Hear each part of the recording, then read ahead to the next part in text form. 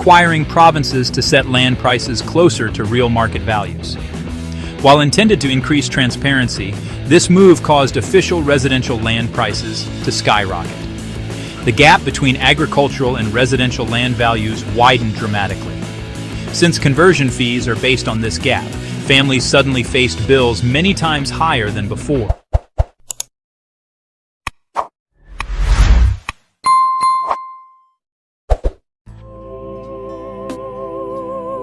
Today, as the sun rises over towns and villages across Vietnam, a quiet struggle is unfolding in countless households. It's July 4th, 2025, a date that, for many, marks another year of waiting and uncertainty. Across the country, families are grappling with a daunting reality. The dream of turning their ancestral land into legal residential property is slipping further out of reach.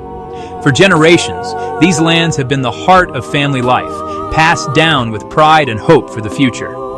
The main obstacle? Sky-high fees for converting garden or agricultural land to residential use. These costs have soared in recent years, catching many off guard. Even the smallest conversions can now cost hundreds of millions, sometimes even billions, of Vietnamese dong. For most families, these sums are simply unimaginable, equivalent to years or even decades of hard-earned savings. As a result, families are left in limbo. They cannot build safe, permanent homes for their children, nor can they legitimize the land that has been in their family for generations. Dreams of stability and security are put on hold with no clear end in sight. Recent changes to land valuation laws, intended to modernize the system and bring fairness, have instead sent conversion fees skyrocketing. The new regulations, while well-intentioned, have created unexpected burdens for ordinary citizens. The result is a growing sense of frustration, anxiety, and even despair. For many, the hope of securing a legal, safe home for their family feels more distant than ever before. The very system designed to support and protect citizens now feels like an insurmountable barrier, leaving families to wonder if their dreams of home and security will ever become reality. The impact of these policies is deeply personal, reaching far beyond statistics and official statements. For many families, the struggle is not just about numbers on a page, but about the very foundation of their lives, their homes, their land, and their sense of security. These are stories of real people, whose dreams and futures are shaped by decisions made far from their villages and neighborhoods. Take, for example, the family of Mr. Tran Duy Dong in Vinh, Nghe. Like so many others, they have lived on their land for generations, tending to their garden and building a life rooted in the soil of their ancestors. Their home is modest, but it is filled with memories and hope for the future.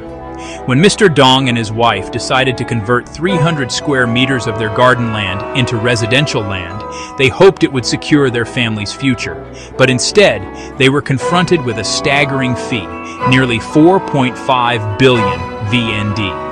The amount was so high, it was almost unimaginable for a family of their means. For them, and for countless others in similar situations, this fee is not just a financial obstacle, it is an insurmountable barrier. It means putting dreams on hold, or even abandoning them altogether. The hope of passing down a secure home to their children fades with each passing year. In Ba Vi, Hanoi, another family faced a similar heartbreak. After years of saving, they purchased a small plot, dreaming of building a home. But when they learned about the astronomical conversion fee, their plans collapsed. The construction site stands abandoned, a silent reminder of a dream deferred. These are not wealthy speculators or investors looking to profit. They are ordinary people, farmers, blue-collar workers, and their families, simply seeking a legal, stable place to live. Their daily lives are filled with hard work and sacrifice, not speculation or luxury. For these families, land is not just property.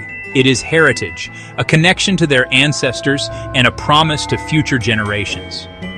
Yet, the current system treats their basic need for housing as if it were a business transaction, ignoring the deep emotional and cultural ties they have to their land.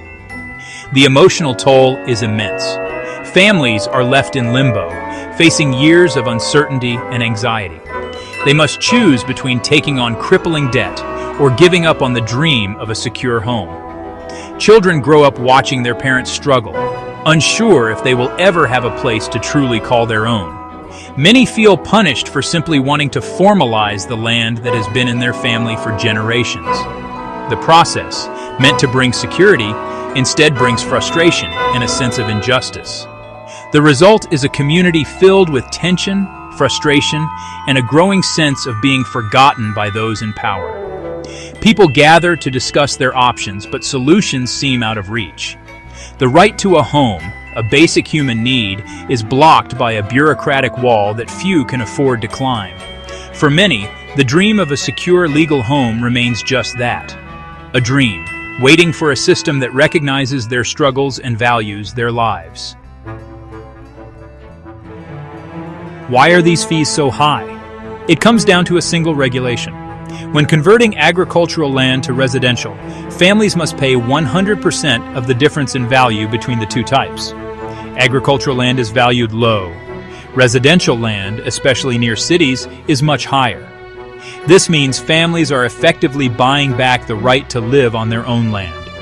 At market rates they never benefited from.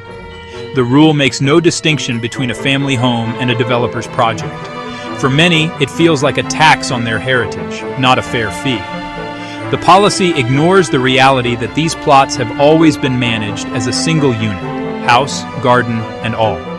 The result, a massive, often insurmountable financial barrier to simply using your own backyard. The situation worsened with the 2024 land law, which took effect this year. The law scrapped the old government price framework, requiring provinces to set land prices closer to real market values. While intended to increase transparency, this move caused official residential land prices to skyrocket. The gap between agricultural and residential land values widened dramatically. Since conversion fees are based on this gap, families suddenly faced bills many times higher than before. People who had saved for years found themselves priced out overnight. The new system, meant to modernize land management, instead locked ordinary citizens out of legalizing their own homes. The case of Mr. Dong in Nghe is just one example of this unintended consequence. Amid growing public outcry, the Ministry of Finance has proposed a solution. At a July press conference, officials announced a draft amendment to cut the conversion fee in half, from 100% to 50% of the land value difference. This change would make legal home ownership possible for millions. The proposal recognizes the difference between families seeking a home and developers seeking profit. It's a shift toward compassion and realism, balancing state revenue with citizens' needs. For many, this is the first real hope in years. The proposed 50% fee reduction targets households, not developers. It applies to families converting garden or pond land within the same parcel as their existing home. This addresses the most common and pressing cases, families wanting to build or expand homes for their children. The new calculation is simple. Authorities determine the fee for residential use, subtract the agricultural fee, and families pay half the difference. This makes the process affordable for many who were previously excluded. The policy avoids loopholes for speculators, focusing relief on those with genuine housing needs. It's a practical fix for a widespread problem.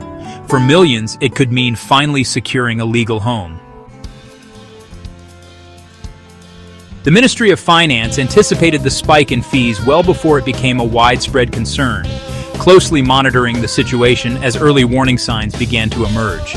Recognizing the potential impact on citizens and businesses, the ministry proactively started exploring a range of solutions to address the issue before it could escalate further. Teams of officials convened to analyze the root causes, drawing on both local and international best practices. Their early actions set the stage for a comprehensive response, ensuring that the ministry was not caught off guard. Deputy Director Nguyen Thi Thoa explained that local authorities are now conducting thorough assessments to understand the real-world effects of the new land price lists. These assessments involve gathering feedback from affected communities and consulting with experts in the field. This data-driven approach ensures that any policy changes will be grounded in actual needs and experiences, rather than relying solely on theoretical models. By prioritizing evidence and transparency, the ministry aims to craft solutions that are both effective and fair. Once a draft amendment is prepared, it will undergo a rigorous legal review by the Ministry of Justice. This step is crucial to guarantee that the new regulations align with existing laws and uphold the principles of justice and consistency. After incorporating feedback and making necessary revisions, the finalized proposal will be formally submitted to the government for approval, moving it one step closer to implementation. Given the urgency of the situation, the entire process is being fast-tracked. Officials are working extended hours to ensure that solutions are delivered as quickly as possible. The ministry's swift and transparent response has helped reassure the public that their voices are being heard and their concerns are being taken seriously at the highest levels. The coming months will be critical as the proposal moves through the legislative process, with lawmakers set to debate and refine the details to ensure the best possible outcome for all stakeholders. If the amendment is approved, it could bring much-needed and immediate relief to families and communities across Vietnam, helping to restore stability and confidence in the system. News of the proposal has sparked hope nationwide. Families who had given up on building or legalizing their homes are now reconsidering. The policy is seen as practical, compassionate, and focused on real needs, not on creating loopholes for developers. Local officials also welcome the change, relieved to see a solution for their communities. The proposal is more than financial relief. It supports family values and the tradition of multi-generational homes. Widespread public support is building momentum for swift approval. For many, this is the first step toward finally achieving a stable, legal home. For too long, land conversion fees have blocked the path to secure homes for Vietnamese families. The Ministry of Finance's proposal to halve the fee is a turning point. If passed, it will allow thousands to legalize their land, build homes, and invest in their futures. This policy recognizes the difference between family needs and commercial interests. It promises peace of mind, social stability, and trust in the system. As of July 4, 2025, the draft decree is a beacon of hope. The government now has the chance to turn this hope into reality. For millions, it could finally mean achieving the dream of a secure home and a stable future.